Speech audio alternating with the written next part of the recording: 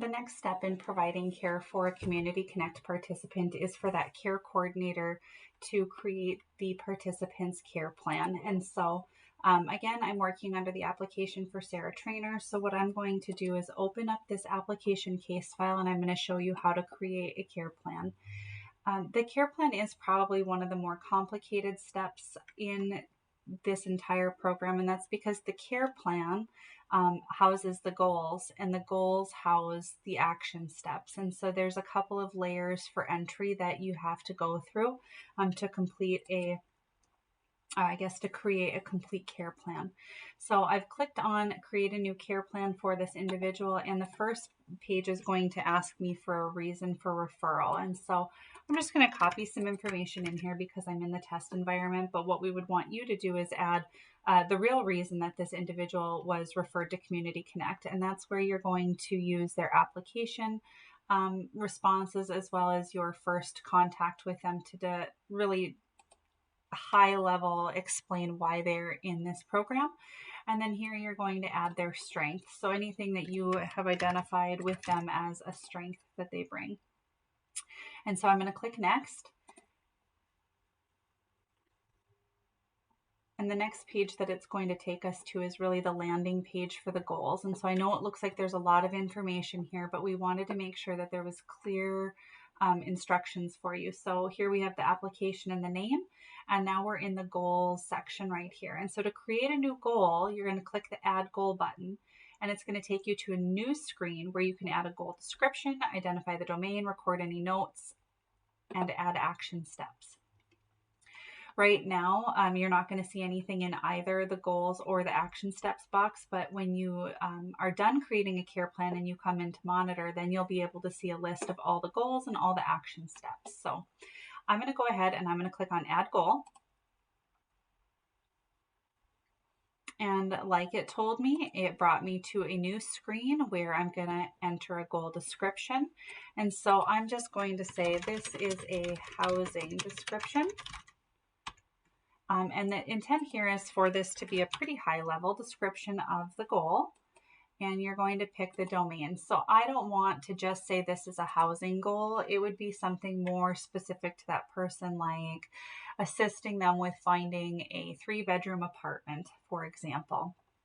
So I've entered my outcome domain, and here's where I'm going to add any comments. And in this box, what I would expect is that you're going to add information about specific things that individual would like to pursue, barriers, things that they've already tried. And so this is really your area that you can come back in over time and keep adding notes. So I've added the description, the domain, and the comments, and now I'm going to select next. Here I can see that I'm under the goal for this is a housing description. Again, we would normally expect that to say something like help the person find a 3-bedroom apartment.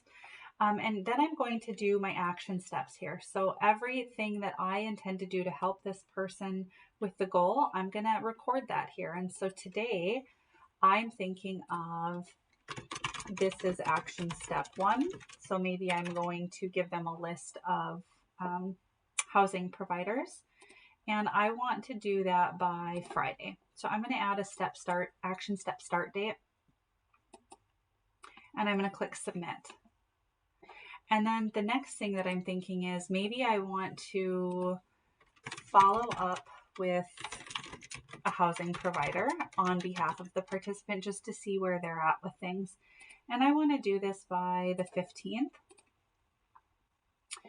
And then let's just say I want to do a 3rd action step on here, and I'm just going to say action step 3. I don't know exactly what kind of a 3rd action step I would be looking at here. And this one, I don't really know when I want to do it. I'm just going to leave this blank. I just know this is something that I might want to do. It's on my mind right now. I'm going to record it and I'm going to leave it blank. And then if I decide that I want to pursue it later, I can go ahead and change that start date.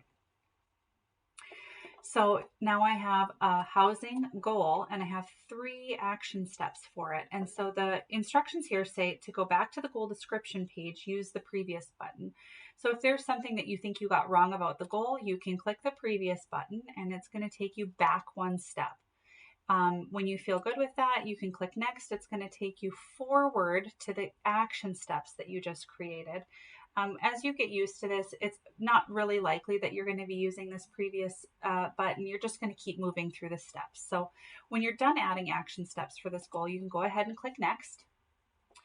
And then what you're going to see is your care plan landing page. So here we have one housing goal, and then we have all of the different action steps listed here. So I can repeat through these steps as many times as I need. If they have 5 goals, I'll be doing add goal 5 times, and it will walk me through adding the action steps for each of those goals. And every time that I'm done adding the action steps for a goal, it's going to take me back to this landing page that I'm at right now. So I'm going to go ahead and I'm going to submit this care plan, and next I'm going to show you how to modify an existing care plan.